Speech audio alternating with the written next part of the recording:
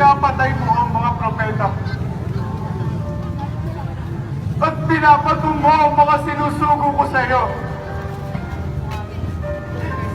Makailang ulit mong pinupkop ang iyong mga mamamayan. Gaya ng paglukog ng isang inahin